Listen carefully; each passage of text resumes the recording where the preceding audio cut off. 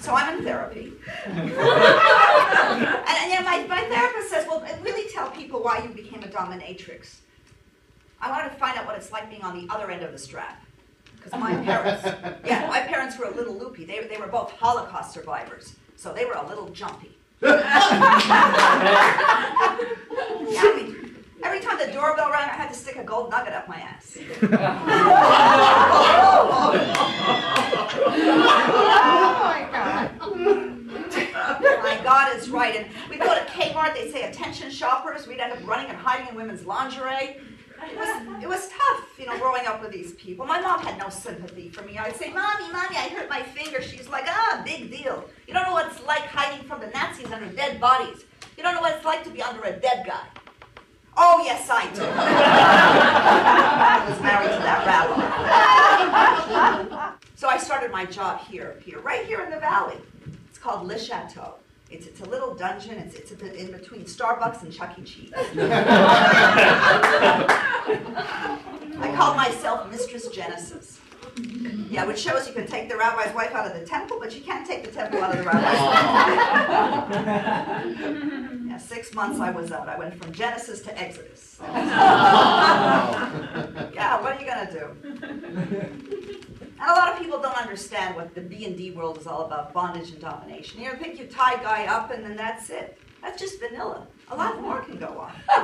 My first customer, Fred. So, Fred, you been a bad boy?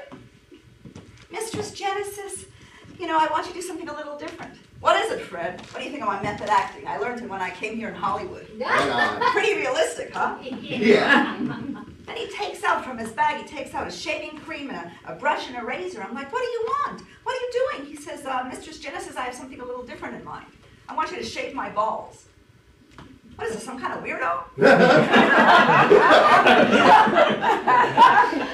Shave your balls? Who do you think I am, Fantastic Sam? A lot of people ask me, you know, did you have sex in the dungeon? Can't have sex in the dungeon. It's totally not allowed. I mean, you can poke a guy's nipples with nipple clamps. You can hook up his privates to a car battery, but no sex allowed. You know, this is like our culture, right? Bush would approve of this dungeon, you know? Violence, yes. Sex, no. Right? Right. Exactly. And a lot of people say, well, would you go back to working at the dungeon even after they fired you? No.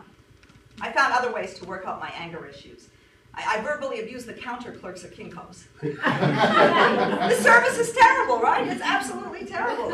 I went there, I wanted to get some things copied, and they were copyrighted materials. I said, listen, I need them, I'm teaching this class. He says, I'm sorry, we can't do it. I said, why not? He says, we're under orders. We're just following orders.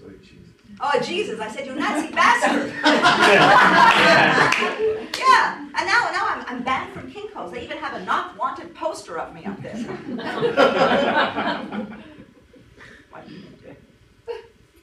You know, not following orders. That's what we need here in this country, right? He was following orders. That's how this whole story started, by someone following orders.